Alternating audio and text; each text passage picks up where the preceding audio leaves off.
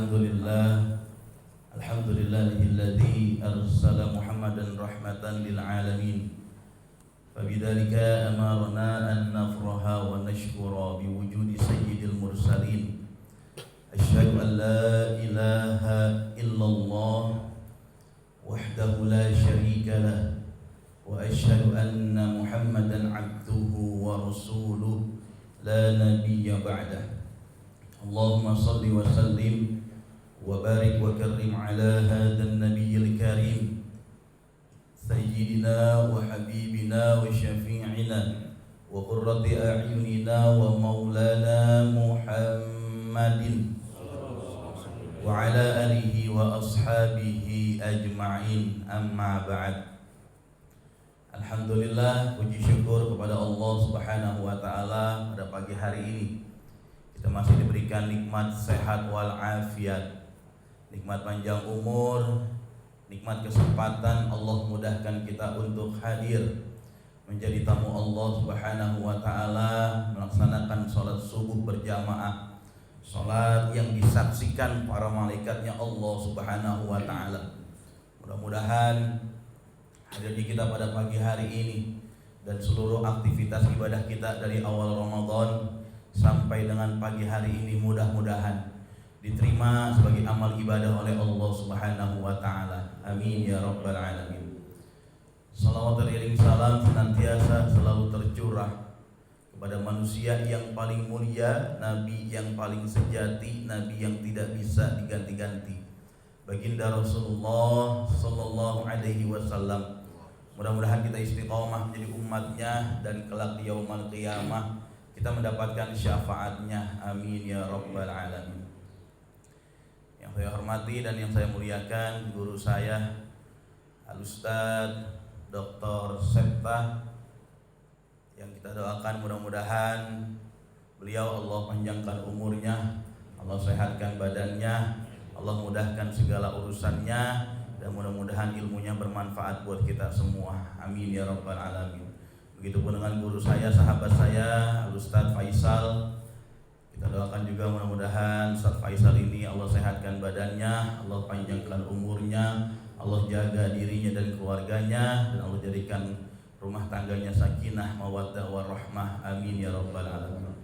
Dan segenap pengurus Dewan Kemakmuran Masjid At-Ta'awun yang tidak bisa saya sebutkan satu persatu karena memang nggak ada catatannya, jadi nggak bisa saya sebutin, serta bapak-bapak, ibu-ibu jamaah sholat subuh yang mudah-mudahan semuanya dimuliakan Allah Subhanahu wa taala. Amin ya rabbal. Ini direkam kedekatan jadi bulat banget ini. Udah nggak apa-apa Pak, emang gini. Jadi nggak bisa diedit ya, kalau Jawa kan kelihatan lurus sekali Ustaz ini ya. Ini bengkak banget nih, ntar orang bingung nih Ustaznya puasa apa kagak ini. Jadi alhamdulillah saya bisa silaturahim lagi ke sini, bisa hadir lagi ke sini. Mudah-mudahan silaturahim kita pada pagi hari ini mendatangkan rahmat dan cucuran hidayah dari Allah Subhanahu wa taala. Amin ya rabbal alamin. Hari ini puasanya berapa Pak? Bingung nih ya, 8 apa berapa? 8 ya? Ya pokoknya saya bilang kalau orang kita mah biasanya orang-orang kampung nih, kalau puasa maunya ngikutin pemerintah yang belakangan, tapi ntar lebaran ngikutin Muhammadiyah duluan. pengen pakai baju lebaran duluan. Soalnya emak-emak kadang-kadang bingung, ntar udah masak sayur, udah mateng, opor udah mateng, besok nggak jadi lebaran. Akhirnya besok kita lebaran makan sayur angetan gitu kan. Tapi saya bilang yang puasa duluan betul, yang beda satu hari juga betul. Yang nggak betul udah kagak puasa, nggak taraweh, ribut ngurusin orang yang lagi beda aja dah. Karena perbedaan itu merupakan rahmat dari Allah Subhanahu wa ta'ala. Kita juga beda sama bini kita. Coba kalau sama, nggak ada anak kita. Kalau sama, nggak ada keturunan kita. Nah, makanya kita dibikin beda oleh Allah. Itu menjadikan rahmat dari Allah Subhanahu wa ta'ala. Hari ini saya pengen bahas satu kajian yang mungkin kalau tentang puasa saya yakin bapak-bapak udah hatam lah, karena dari segi usia lebih jauh daripada saya. Artinya ngelaksanain Ramadan udah lebih banyak. Jadi kalau saya ngomongin Ramadan kayaknya aduh kurang pas. Saya yakin bapak-bapak udah lebih paham apa itu puasa, apa itu sunnah puasa, apa yang harus ditinggalkan dan lain sebagainya. Saya pengen bahas salah satu kemuliaan Ramadan, keistimewaan Ramadan, di antara keistimewaan yang lain, bahwa Ramadan itu merupakan syahrud du'a, bulan untuk berdoa. Jadi Ramadan ini salah satu keistimewaannya adalah bulan berdoa, di mana ini mustajab buat berdoa. Saya ingat ketika Ustaz Adi Hidayat itu mengatakan, kalau di luar bulan Ramadan ada tempat-tempat mustajab yang kita harus doa. Misal ketika turun hujan, misal ketika di antara azan dan iqamah, misal ketika di antara duduk dua khutbah, gitu kan, dan lain sebagainya. Atau misal di waktu asar, itu waktu-waktu mustajab untuk berdoa. Tapi di bulan Ramadan sepanjang waktu itu mustajab buat berdoa. Nah, ini salah satu keistimewaan Ramadan di antara keistimewaan yang lain. Jadi sepanjang waktu itu mustajab buat berdoa. Bahkan mulut orang yang berpuasa ketika siang hari digunakan buat berdoa, itu mustajab di hadapan Allah Subhanahu wa taala. Dan kita harus yakini ini, Pak. Nah, setiap kita dalam hidup ini pasti pernah mengalami sesuatu, kita butuh kepada sesuatu. Kita pengen punya ini, itu, dan lain sebagainya. Kita pengen mendapatkan ini, itu, dan lain sebagainya. Biasanya selain kita berikhtiar, kita berusaha, kita juga berdoa kepada Allah Subhanahu wa ta'ala. Jadi setelah kita berusaha, kita berdoa kepada Allah Subhanahu wa ta'ala agar apa? Atas usaha-usaha yang kita kerjakan itu membuahkan hasil.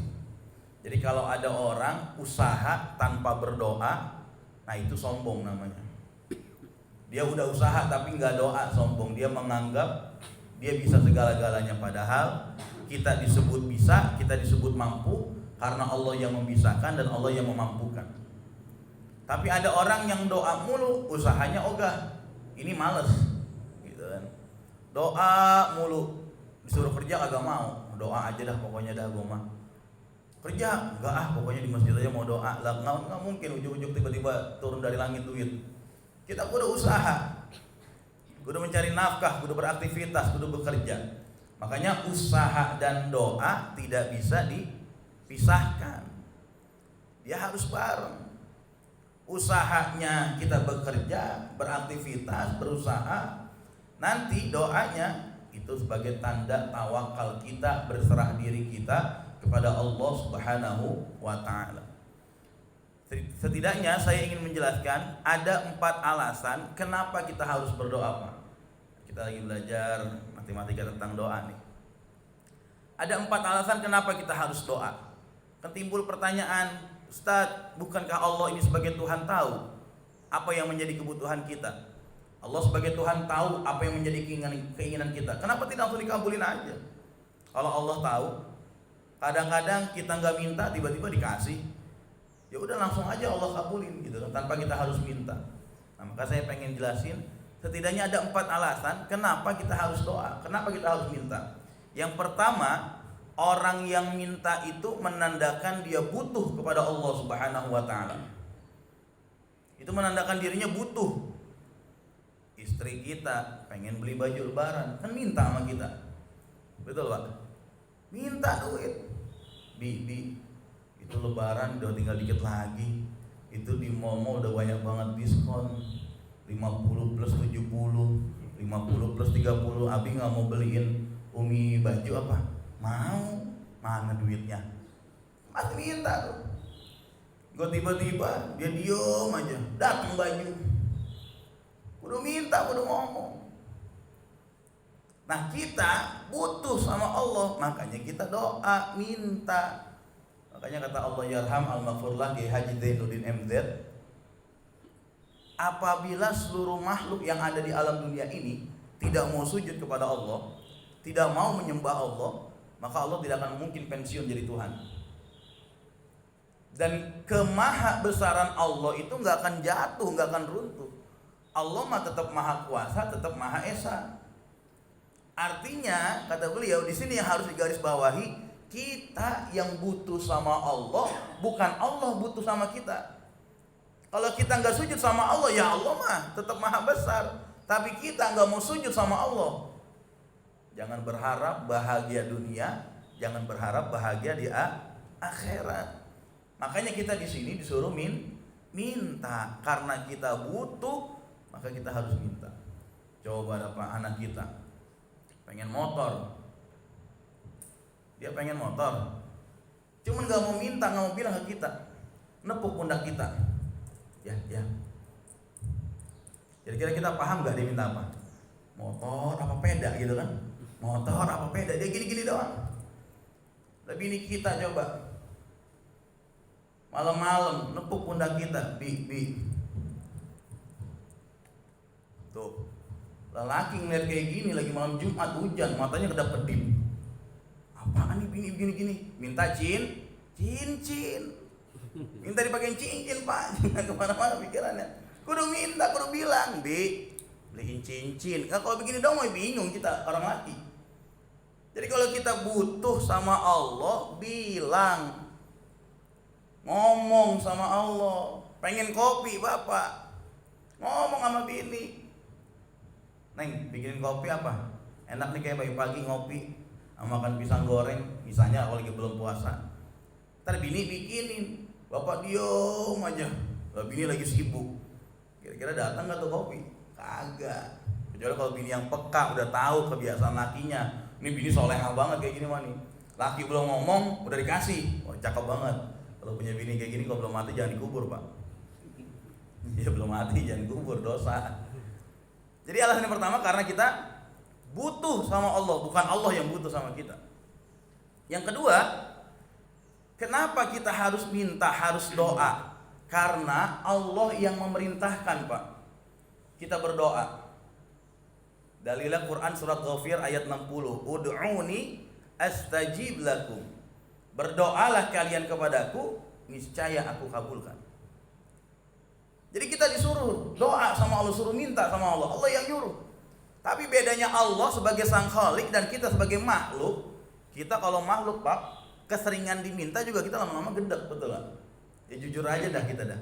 Sekali diminta seneng, 2 kali diminta seneng, 3 kali diminta seneng. Coba 4 kali, 5 kali, 6 kali kita minta. Kalau nggak masang muka cemberut kita tuh. Tapi beda Allah sebagai sang khalik, semakin diminta seneng. Semakin kita banyak angkat kedua tangan, Allah tersenyum melihat kita. Karena memang Allah yang memerintahkan. Karena ketika kita berdoa kepada Allah Subhanahu wa taala, itu sejatinya Pak, doa kita sebenarnya dikabulin Pak, semuanya. Sejatinya doa kita tuh Allah kabulin. Karena memang itu tugas Allah untuk mengabulkan doa-doa kita, untuk mengabulkan permintaan kita. Itu kan hak kita tuh Pak. Tapi kewajiban kita juga harus kita tunaikan. Ada hak dan kewajiban kita sebagai seorang hamba kepada Allah Subhanahu wa taala sebagai sang khalik. Maka ketika Allah suruh kita doa dapat. Cuman dalam doa ini ada aturan mainnya, ada tata caranya. Tata caranya di mana? Di Quran suratul Fatihah yang kita baca, Iyyaka na'budu wa iyyaka nasta'in. Hanya kepada Engkau ya Allah kami menyembah, dan hanya kepada Engkau ya Allah kami mohon pertolongan. Jadi kata kuncinya, keywordnya, nyembah dulu baru minta. Kebanyakan kita nyembahnya nggak pernah, mintanya tiap hari. Pantes belum Allah ijabah. Kita hari ini interview Pak di tempat perusahaan yang baru kita pengen bekerja, atau di satu tempat pekerjaan lah kita pengen bekerja. Interview diterima, besok mulai kerja. Kan aturan umumnya biasanya orang yang kerja 1 bulan dulu kan, nanti baru dapat upah. Baru sehari kerja, sore datang ke ruangan bos, bilang sama bos, mana upah saya kan udah kerja hari ini. Pasti bos juga bakal marah, ente baru 1 hari kerja, masa udah minta gaji. 1 bulan dulu kerja, ente kerja yang benar, disiplin. punya tanggung jawab, pekerja keras. Nanti kalau udah 1 bulan kerja, ente nggak perlu datang dah. Tinggal ente cek punya rekening, ada transferan masuk kan gitu Pak. Karena bos juga udah tahu itu kewajiban dia. Kewajiban dia buat ngasih apa yang menjadi hak karyawan. Jadi kadang-kadang nggak perlu diminta juga bos udah paham. Ya kita yang kerja juga sama kan. Kadang kita nggak perlu ngomong. Udah tanggal 1 kita cek rekening, alhamdulillah masuk. Berarti itu bos pengertian. Belum udah waktunya bayar gaji, kita dapat transferan. Dengan Allah pun demikian, sujud dulu kita, nyembah dulu, ibadah dulu, taat dulu. Nanti kalau udah semua kita lakuin, baru dah kita minta sama Allah. Bahkan terkadang nanti Allah yang ngasih duluan. Tanpa kita belum minta, kadang-kadang baru berucap dalam hati, tiba-tiba besok Allah kasih. Ini kemahamurahan Allah Subhanahu wa taala. Maha pemurah kepada kita. Jadi di ayat ini Allah ngasih penegasan kepada kita, Pak. Kita sujud dulu, ibadah dulu. Nanti insya Allah doa-doa kita Allah ijabah. Jadi yang kedua, Allah yang memerintahkan kita doa. Yang ketiga, kenapa kita harus berdoa? Allah yang janjiin, Pak. Doa kita itu dikabulkan. Jadi Allah yang janjiin. Jadi kalau sudah Allah nyuruh pasti dijanjiin. Begitu dengan bos kita, nyuruh kita kerja pasti nanti dibayar kita. Jangan takut nggak dibayar. Kita sama anak juga demikian. Nyuruh anak belajar yang rajin, pinter. Masa iya kita sebagai orang tua nggak mau ngasih hadiah? Tanpa anak minta kan kita ngasih dia hadiah. Tanpa anak minta kita kasih dia hadiah. Karena apa? Karena dia udah rajin, udah pinter, sekolahnya udah bener. Apalagi dengan Allah. Allah yang nyuruh kita doa, Allah yang janjiin bahwa doa kita dikabulkan. Dalil Al-Quran surat Al-Baqarah ayat 186. Wa idza sa'alaka ibadi anni fa inni qarib. Dan apabila ada hamba-hambaku bertanya tentang keberadaan aku, fa inni qarib, maka sesungguhnya aku dekat. Maka sesungguhnya aku dekat. Ayat ini nih Pak.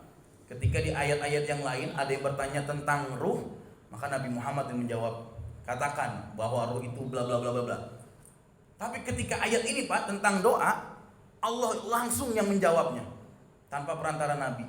Maka sesungguhnya aku sangat dekat. Ujibu da'watad da'i idza da'an. Nah, ini kalimat yang harus kita bawahi ayatnya nih. Ujibu da'watad da'i idza da'an. Aku akan mengabulkan apa-apa yang diminta oleh hambaku. Ini janji Allah, Pak. Doa kita dikabulin. Apa-apa yang kita minta Allah ijabah. Makanya Allah itu malu kalau ada hambanya mengangkat kedua tangan tidak Allah kabulkan. Allah malu tuh, Pak. Beda sama kita. Kita datang tetangga, saudara pengen minjem duit. Kita nggak ada rasa kasihan. Kita nggak punya perasaan nggak enak. Dia pulang dengan tangan hampa, nggak kita pinjemin. Tapi Allah malu ketika ada hambanya ngangkat kedua tangan, enggak Allah kabulin, Pak.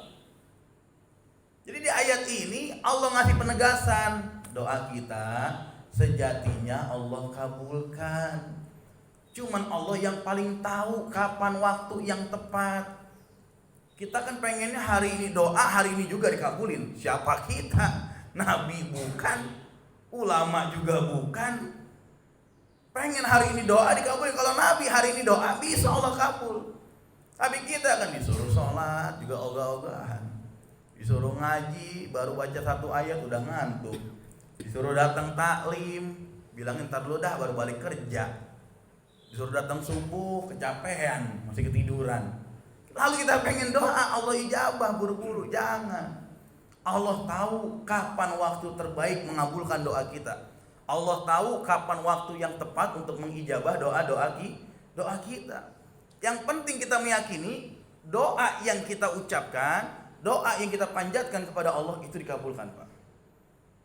Nah, saya pengen ngasih metode doanya para nabi, Pak.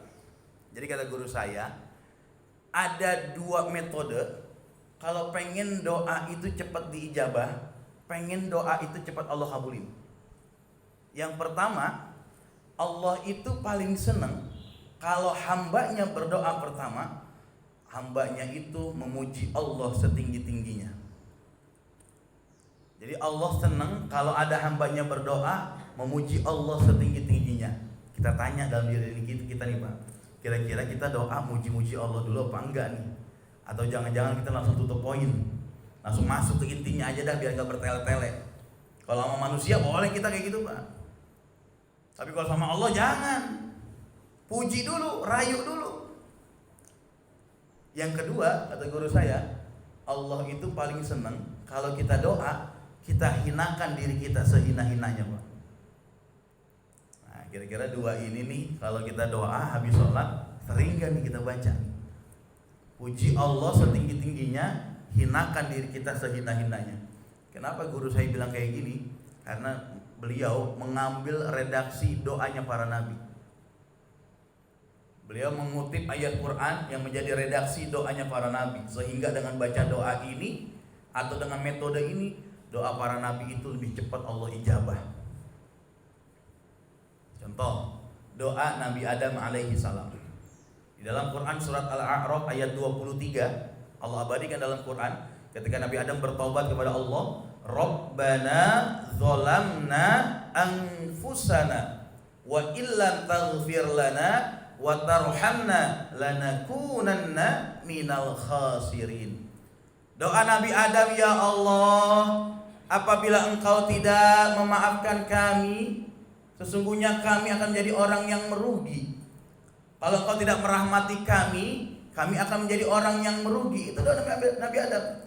Rabbana zalamna anfusana, ya Allah, sesungguhnya kami telah menganiaya diri kami sendiri. Wa illam taghfir lana wa tarhamna, kalau engkau tidak mengampuni kami, tidak merahmati kami, lanakunanna minal khasirin, maka kami akan menjadi orang yang merugi. Itu Nabi Adam di awal mengakui ada kekeliruan, ada kesalahan. Ketika Allah perintahkan jangan makan buah kuldi, dimakan sama Nabi Adam. Kan perintahnya kan wala taqraba hadhihi syajarah, jangan deketin pohon ini. Jadi larangan Allah itu jangan mendekati. Sama seperti zina, wala taqrabuz zina, jangan dekati zina. Bukan jangan ngelakuin zina, jangan deketin, karena kalau orang udah mulai deket-deket zina pasti ngelakuin zina. Kita dilarang misalnya jangan deketin pohon mangga itu, punya tetangga. Jangan deketin pohon rambutan itu, punya tetangga kita. Neduh di bawah pohon rambutan, kan iseng kita tuh. Saya rambutan mayan ini, merah-merah banget, udah matang, udah manis. Yang punya kagak ada, nyomot atuh dah. Nah itu tuh, nyomot 2 akhirnya 1 tangkai kita makan tuh rambutan. Nah Nabi Adam sama Allah dilarang wala taqraba hadhihi syajarah, jangan kamu dekati pohon ini. Ketika dideketin, tergodalah oleh bujuk rayu iblis, akhirnya dimakan. Allah marah, dikeluarkan Nabi Adam. Doa Nabi Adam, Rabbana zalamna anfusana, mengakui telah menganiaya diri sendiri. Zalim itu sebenarnya sejati menganiaya diri sendiri Pak. Lalu berharap kepada Allah, wa illam taghfir lana wa tarhamna lanakunanna minal khasirin, kalau engkau tidak mengampuni kami, tidak merahmati kami akan jadi orang yang merugi.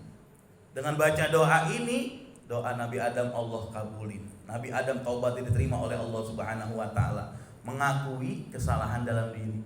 Kita sering kan ngaku nih sama Allah nih.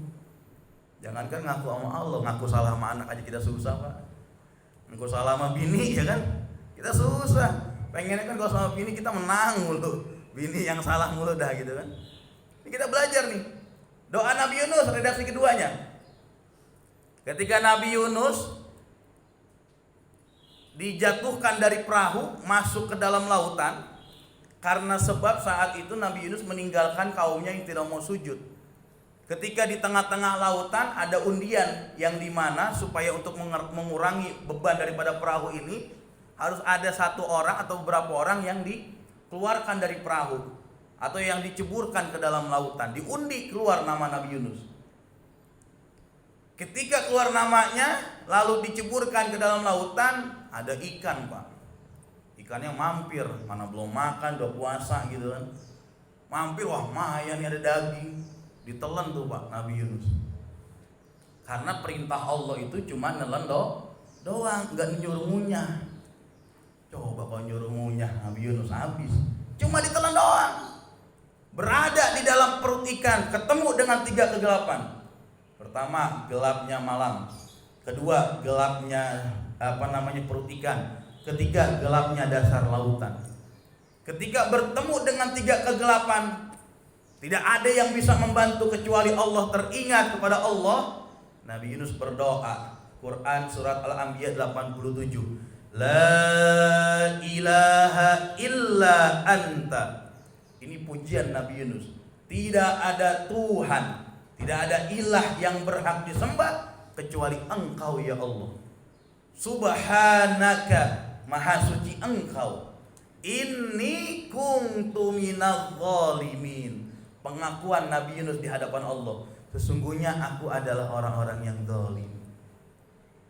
Nabi Yunus, redaksi awal doa ini memuji Allah. Tidak ada Tuhan yang berhak disembah kecuali Allah. Dipuji lagi Allah, subhanaka, maha suci Engkau ya Allah. Inni kuntu minadz zalimin, baru ngakui salah. Kita nggak pernah tuh muji Allah, Pak. Kita nggak pernah, ya Allah, saya banyak dosa sama istri, suka sering bohong, suka ngunci HP, passwordnya saya umpetin biar nggak dicek WhatsApp saya. Kita kan kalau HP udah dipegang bini beda, Pak, kayak HP dipegang sama anak. Kalau HP udah dipegang bini, wah kayaknya dunia udah mau runtuh gitu kan. Kita sering bohong tuh. Ya Allah, saya sebagai pemimpin kadang suka zalim sama bawahan. Sebagai bos suka zalim sama karyawan saya. Sebagai tokoh di masyarakat saya belum bisa ngasih teladan. Sebagai seorang hamba juga kurang banyak bersyukurnya saya. Sebagai seorang anak masih durhaka sama orang tua. Ini kita harus banyak-banyak ngaku salah, Pak. Allah senang banget tuh, Pak. Jadi ketika Allah kita puji, ya Allah. Makanya kan salah satu hal-hal yang harus kita lakukan ketika berdoa bisa kita selipkan Asmaul Husna, nama-nama Allah yang baik. Itu bisa menjadi penyebab doa juga cepat diijabah tuh, Pak. Berdoa dengan Asmaul Husna, nama-nama Allah. Jadi ketika Allah kita puji setinggi-tingginya, lalu kita hinakan diri kita sehina-hinanya, Pak. Setelah itu baru kita minta doa, insya Allah atas izin Allah ini menjadi penyebab doa kita cepat diijabah, Pak. Menjadi penyebab doa kita cepat diijabah. Apalagi redaksinya terakhir, Sayyidul Istighfar. Allahumma anta rabbi la ilaha illa anta khalaqtani, dan seterusnya. Ini, Pak, Sayyidul Istighfar, bosnya istighfar. Makanya disebutnya Sayyidul Istighfar. Nah, ini kita kalau pengen taubat nih, baca doa ini, Pak. Kalau istighfar biasa mah itu dosa-dosa kecil, Pak. Ngintip orang mandi, nukur sendal di masjid, itu dosa-dosa kecil, istighfar, Pak. Tapi kalau yang dosa-dosa kita yang besar, baca Sayyidul Istighfar. Di Sayyidul Istighfar ini juga diajarkan bagaimana kita memuji Allah Subhanahu wa taala, bagaimana kita mengakui diri kita ada kekeliruan, ada kesalahan. Makanya guru saya dulu ngasih urutan-urutan dalam doa, Pak. Ini bisa kita pakai juga, simple sebenarnya. Yang pertama kata guru saya, kalau pengen doa kepada Allah, kita ucapin istighfar dulu. Istighfar, astagfirullahaladzim, astagfirullahaladzim. Ini yang singkatnya. Kalau Bapak mau pakai redaksi yang panjang silahkan. Setelah istighfar, baca ta'awudz.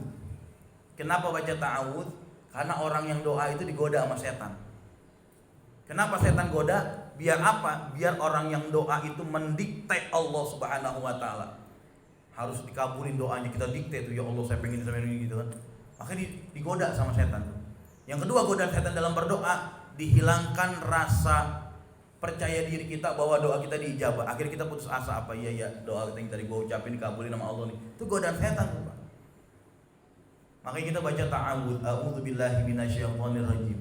Baca basmalah, bismillahirrahmanirrahim. Itu pujian kepada Allah. Lalu kata guru saya singkatnya, baca hamdalah, alhamdulillahirabbil alamin. Mau yang panjang hamda syakirin dan seterusnya boleh. Yang penting hamdalah sebagai kalimat pujian. Kita mengagungkan Allah Subhanahu wa taala bahwa seluruh alam raya ini kepunyaan Allah Subhanahu wa taala. Setelah baca hamdalah, baca sholawat Nabi, Pak. Karena yang menjadi penyebab kita tidak menembus arusnya Allah, tidak sampai kepada Allah, kita nggak baca sholawat. Kenapa saya bilang kita harus baca sholawat? Logika, perumpamaan sederhana. Kita pengen ketemu presiden, kira-kira bisa nggak ujuk-ujuk datang ke istana, bisa masuk ke dalam, bisa nggak Pak? Nggak bisa. Kita kudu ketemu orang kepercayaan presiden, entah itu pas pampres kah, protokolernya kah, dan lain sebagainya. Harus ketemu orang yang dipercaya sama presiden, baru kita bisa masuk dalam.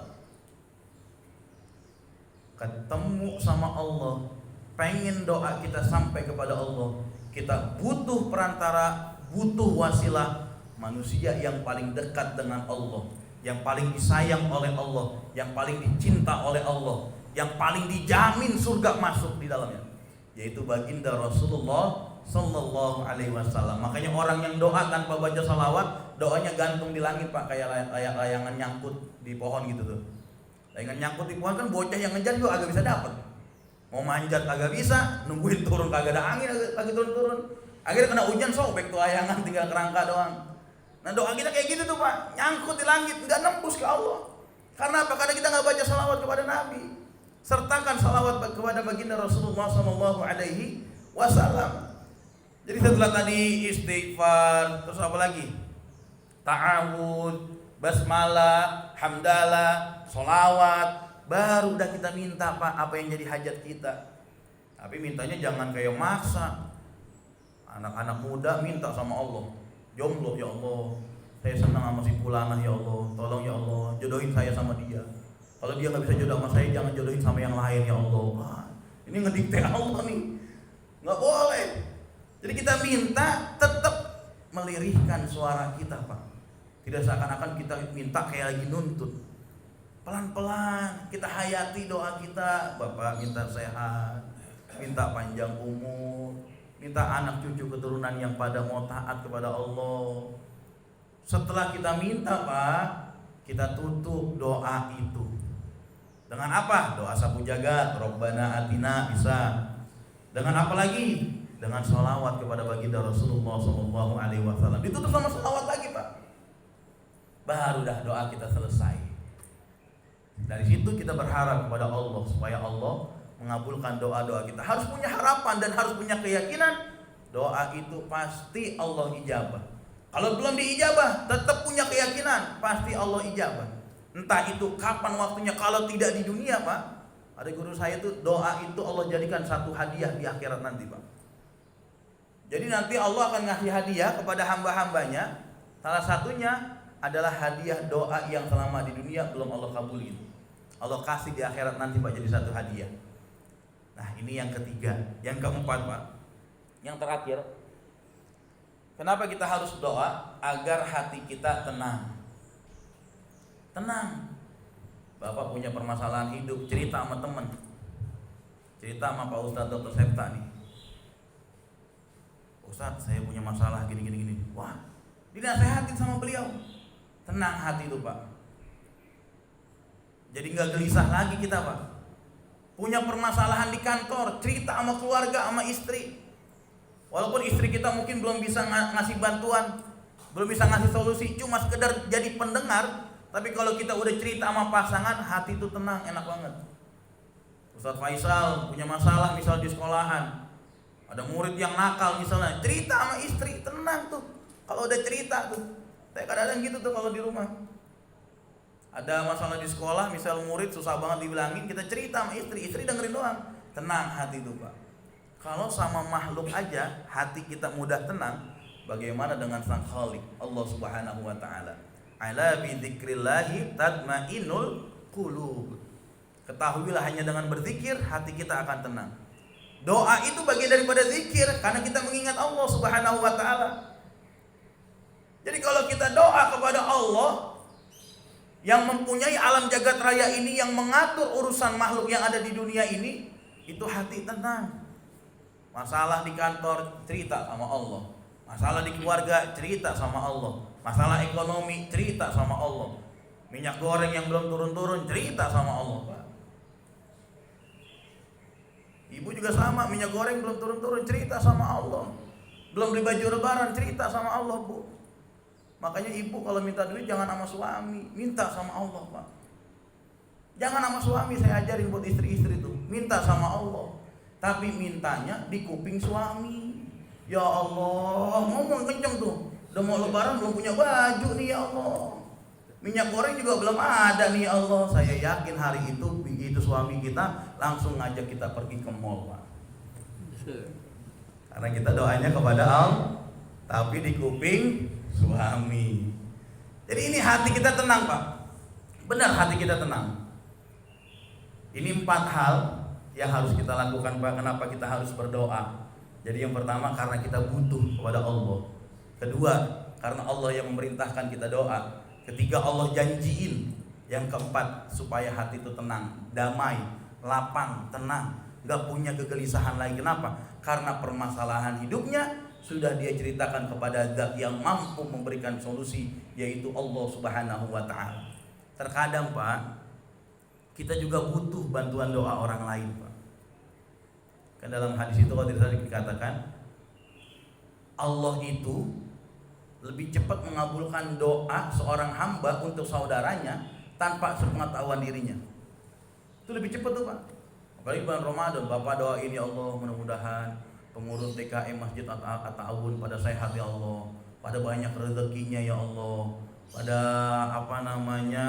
berkah rezekinya, rumah tangganya pada sakinah mawaddah warahmah. Itu kita doa, Pak, buat orang yang tanpa kita ketahui, itu lebih mustajab, Pak.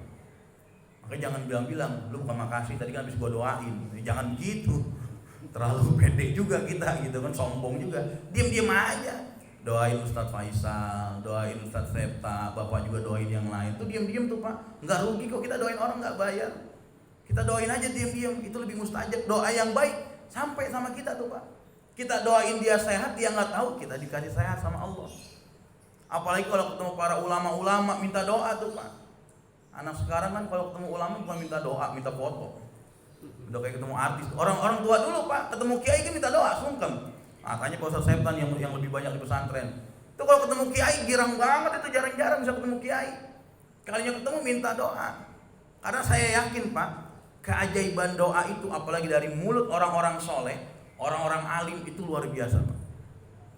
Saya ngalangin ketika saya nikah 2018 nikah, lalu 2 bulan atau 3 bulan kemudian Allah karuniakan istri saya hamil. Lalu 2019 akhir anak saya lahir. Ketika lahir itu banyak problematikanya. Ketika lahir itu nggak nangis, Pak, bayinya. Saya kaget sebagai orang tua yang baru pertama kali baru punya anak. Kenapa anak saya nggak nangis? Biasanya kan oe-oe, ini kagak nangis. Udah diakali sama bidannya berbagai cara, ternyata masih nggak nangis juga. Kita rujuk ke rumah sakit. Ketika rujuk rumah sakit, masuk IGD, 10 menit kemudian dikasih alat, baru keluar tangisan suara bayi. Dari situ saya dipanggil sama dokter, harus dirawat, dimasukin ke inkubator karena bayinya kekurangan zat gula. Akhirnya nginep 3 hari di rumah sakit. Keluar dari rumah sakit, hidup normal seperti biasa. Lalu baru 10 hari di rumah daripada setelah kelahiran 3 hari nggak pup. Kalau kata orang-orang bayi masih 3 hari nggak pup itu normal. Akhirnya saya tetap meyakini, ini masih normal lah. 5 hari nggak pup. Masih makin bertanya-tanya. 7 hari nggak pup, Pak. Sampai akhirnya kok 7 hari nggak pup gitu kan. Akhirnya kita cari berbagai cara bisa pup tuh, Pak. Setelah 7 hari nggak pup, keesokannya nggak pup lagi sampai 10 hari. Sampai 10 hari akhirnya kita ke dokter, kata dokter pakai mikrolak. Dipakai mikrolak walaupun belum buat usianya, tapi kata dokter pakai setengah aja dosisnya. Akhirnya setelah pakai mikrolak, pup juga tuh, Pak. Setelah itu nggak pup lagi 3 minggu. Lah kita 2 hari nggak pup aja kagak enak kan, apalagi bocah gitu kan. Tapi nggak rewel, perutnya nggak buncit kayak bapaknya gitu kan. Nggak rewel, nggak buncit kayak bapaknya, biasa aja. Saya bawa ke dokter lagi, spesialis anak. Kata dokternya, saya juga bingung nih, Pak, saya rujuk aja dah, Pak, kata dia. Dalam hati saya, dokternya bingung, apalagi saya bilang, rujuk kemana dok? Ke Fatmawati. Dibawa ke Fatmawati, akhirnya dimasukin alat lewat anusnya. Kalau kayak gitu pakai di ronsen, dilihat dalam isi perutnya, ternyata ususnya ada penyempitan. Katanya harus dibedah, usia 1 bulan lebih baru dibedah. Sebagai orang tua nggak tega, baru 1 bulan lebih gitu kan harus dibedah. Akhirnya saya bilang nanti deh, saya mikir-mikir. Tapi dari situ sampai sebulan, Pak, nggak pup. Sebulan nggak pup. Wah luar biasa tuh, saya bilang baru-baru nikah diuji sama Allah. Sebulan gabung, akhirnya saya bilang sama istri, kesian, saya bilang kalau kayak gini udahlah, bismillah aja, kita bedah, kita operasi. Jadi dioperasi, dibuka, nanti ususnya dilebarin Pak. Jadi sementara waktu pupuknya lewat sini katanya tuh. Ya udah, kita ngurus-ngurus berkas dan lain sebagainya.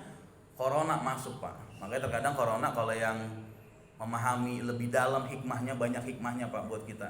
Ya kita buat yang kerja kan jadi dekat sama anak, sama bini, lebih banyak di rumah, betul kan? Itu salah satu hikmahnya. Walaupun secara terdampak, kita pun terdampak gitu kan. Makanya kemarin ketika sebelum Ramadan corona naik tuh, waduh, saya udah pusing nih. Wah, kalau corona naik, puasa repot nih. Kita nggak bisa jadi imam, nggak bisa ngasih kultum. Lah kalau di rumah, jadi imam sama bini, sama mertua, siapa yang mau ngasih amplop ya kan ya? Bini kita sendiri, mertua kita sendiri, ambil amplop dari mertua ya. Udah nggak bagus banget dah, tapi alhamdulillah Ramadan corona lagi sepi lagi, alhamdulillah. Makanya saya bilang pakai masker mah kita jaga jarak sebenarnya sama yang sakit, bukan sama yang sehat. Sama yang sehat mah nggak apa-apa. Sama yang sakit kita jaga jarak. Karena apa, kalau kita corona lagi dirame-ramein lagi, kesian nenek-nenek ngeliat berita, waduh banyak yang mati sekian. Akhirnya nenek-nenek kepikiran tuh. Gara-gara kepikiran dia ngeliat, ya pilek, ya gua kena dah nih. Udah gitu dulu kita kan lucu Pak, pakai masker dulu katanya buat yang sakit. Kesini semuanya suruh pakai masker. Bukan hanya 1 lapis, 2 lapis. Kalau teman saya PA di mobil, makin 2 lapis Pak, dia sendiri yang nyetir. Mana habis makan jengkol, belum sikat gigi, nyampe rumah ngap-ngapan, mati. Ditanya sama tetangga, itu dia ngapa mati? Covid ya? Bukan. Kenapa? Ngendus napasnya sendiri. Sial banget. Udahlah, sekarang insya Allah corona udah pergi, kita terjaga, terlindungi, amin ya robbal. Singkat cerita Pak, ini keistimewaan doa para ulama Pak. Karena saya sadar saya bukan ulama, dosa saya banyak gitu kan, maka saya butuh doa orang-orang alim. Kita urus proses, corona masuk, kita nggak jadi dah. Saya bilang sama istri, ngeri saya bilang gitu kan, dah ikhtiar aja. Gimana ikhtiarnya kata istri saya? Saya punya guru, kita datang ke guru. Kita datang ke tempat kajian-kajian orang-orang alim. Insya Allah saya yakin doa mereka mustajab. Saya datang ke guru saya minta doa. Terus beberapa hari kemudian ada kajian. Itu bagian daripada usaha tadi saya bilang Pak. Usaha kita tuh harus ada. Saya kasih paya, anak saya udah kayak burung makan paya mulu gitu kan. Masih kecil, jadi tiap pagi ke pasar beli paya. Kita kasih paya, tiap pagi kita kasih paya gitu kan. Sambil kita berdoa tuh, nyari doa-doa orang-orang soleh. Saya datang ke guru minta doa. Saya datang ke ustadz yang kita tahu kealimannya, minta doa. Ketika minta doa, dikasih doa tuh Pak, diambil air, dibacain doanya panjang banget. Saya juga agak hafal itu doanya, panjang buat beda orang alim sama orang kita mah gitu kan. Beda doanya mama saya yang singkat, cepat, padat gitu kan. Tapi orang alim mah beda ngerayu Allahnya Pak. Dia baca doa segala macam panjang. Saya ingat waktu itu saya datang ke Ustadz Taufikur Rahman, Ustadz Mantun Adhari Nasution, MA, itu beliau dai muda tapi ilmunya luar biasa juga. Sama Kiai Haji Khalil Nafis, Ketua Umum MUI kalau tidak salah tuh, Komisi Fatwa apa kalau tidak salah. Saya minta doa sama Kiai Khalil, sama Ustadz Adhari, sama Ustadz Fantun, Taufikur Rahman. Diambil airnya sama Ustadz Taufikur Rahman, dibacain doa Pak. Dari situ katanya pulang langsung minumin. Pulang Pak, saya minumin itu air Pak. Berapa jam kemudian, ini wasilah daripada ulama dan izin Allah terutama. Izin Allah. Itu 2 jam kemudian langsung pup Pak. Padahal hari itu 3 minggu nggak pup. Tanpa pakai bantuan tadi mikrolab. Cuma minum doang. Akhirnya saya makin semangat kan. Setelah kita minta doa ke orang tua juga, saya bilang besok ada kajian di MRBJ. Kajian siapa kata istri? Habib Ges. Saya ngeliat Habib Ges tuh pinter banget Pak, masih muda usianya tapi keilmuannya luar biasa, apalagi akidahnya gitu, Ahlussunnah wal Jamaahnya kan. Saya bilang sama istri, saya niat. Ketika saya berangkat hujan, sedih tuh saya tuh, wah hujan. Akhirnya nggak jadi. Keesokan harinya minggu depannya saya niatkan lagi buat hadir, bener-bener niat Pak. Emang bener kata dalam hadis Arba'in An-Nawawi tuh, innamal a'malu bin niat. Segala sesuatu dilihat daripada niat. Jadi kita niat tuh harus lurus Pak. Niat saya memang benar pengen minta doa, saya tanamkan niat tuh. Secara tidak langsung saya di jalanan telat. Di jalanan udah khawatir nih. wah kayaknya nih telat nih saya nih, wah bakal telat sholat bareng nih, maksudnya gitu kan. Sesampainya di sana udah masuk 1 rakaat. Ketika saya naik tangga MRBJ, Habib guys ternyata terlambat juga dia Pak. Barengan sama saya. Dalam hati saya, gua harus di sampingnya nih, gua harus sholat di sampingnya. Bener, dia masuk, saya cium tangan, dia sholat, langsung saya sholat di sampingnya. Selesai sholat, saya tegur, saya cium tangan lagi, Habib mohon izin, nanti ada kajian saya minta doa, anak saya lagi kurang sehat. Oh iya baik, nanti ingatkan saya. Selesai kajian, saya bawa anak tuh Pak. Saya datang ke Habib guys, saya udah bawa air buat minta doa. Datang, cium tangan sama Habib guys, langsung diambil airnya, didoain sama beliau. Wah doanya juga panjang Pak, beda banget doanya habaib mah. Biar langsung sampai sama kakeknya nyampein langsung kepada Allah Subhanahu wa taala. Diminum itu air doa sama dia. Diminum, antum bawa pulang, nanti minumin di rumah ke anak. Insyaallah sembuh sehat. Udah, saya cium tangan lagi, beliau pulang. Saya minumin Pak sampai rumah. Berapa jam kemudian pup lagi.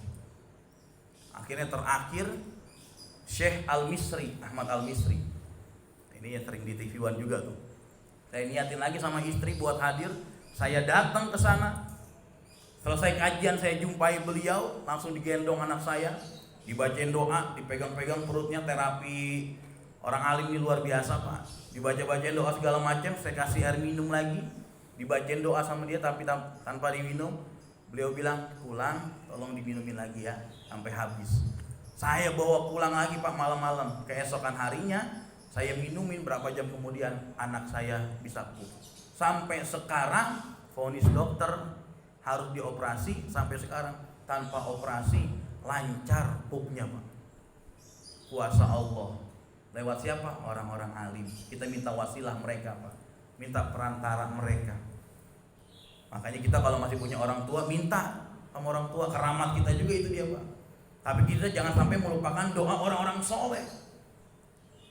Makanya sunnahnya Nabi itu ketika kita punya anak bayi lahir tuh, gitu kan, kita tahnik kan, dimakan kurma sama ulama, dikunyah di mulutnya, masukin tuh ke mulut bayi. Mulut kita kan jorok ya, tapi beda Pak mulut ulama sama mulut kita. Ulama mah makan jengkol juga jarang, kita mah tiap hari ngebadok jengkol gitu kan. Beda ulama mulutnya terjaga dari perkataan yang tidak bagus. Ditahnik tuh dimasukin ke mulut anak kita, wah itu luar biasa. Dari situ alhamdulillah tuh Pak, saya meyakini kekuatan doa. Terutama doa daripada orang-orang alim, doa yang daripada orang tua kita yang punya keramat hidup gitu kan. Dan kita juga minta doa kepada mereka dengan harapan wasilah mereka Allah ngabulin doa kita daripada niat kita yang tulus Pak. Jadi sejatinya doa kita diijabah. Saya meyakini mungkin doa saya diijabah, tapi lewat perantara orang alim dulu, orang-orang soleh dulu. Mereka yang langsung berdoa kepada Allah gitu kan, supaya apa? Supaya doa saya dikabulin. Mereka yang mungkin yang minta kepada Allah. Sampai akhirnya Allah ngabulin sampai sekarang. Alhamdulillah tanpa dioperasi anak saya lancar pupnya, sehari pup. Kalau sehari nggak pup pasti besok pup gitu kan. Dulu saya nungguin kotoran dulu Pak. Kalau dia buang kotoran nih pup, saya seneng banget sampai dipoto sama bini saya. Alhamdulillah kemarin pup dikirimin fotonya. Ya nggak lu kirimin juga kali fotonya, saya bilang lu kasih tahu aja, gue juga udah seneng. Dikirimin mana kita lagi makan gitu kan. Wah itu saking senengnya Pak, luar biasa. Daripada doa, nah Ramadan ini syahrul doa Pak, banyakin doa Pak. Kita minta apapun minta sama Allah Subhanahu wa taala, terkhusus minta ampun, minta maaf.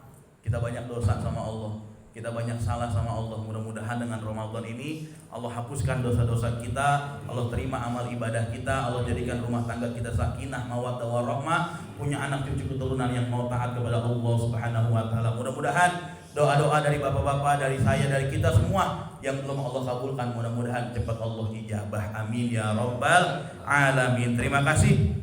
Itu saja yang bisa saya sampaikan, kurang dan lebihnya mohon maaf. Kita baca kafaratul majlis. Subhanakallahumma wa bihamdika asyhadu an la ilaha illa anta astaghfiruka wa atubu ilaik. Wassalamualaikum warahmatullahi wabarakatuh. Waalaikumsalam.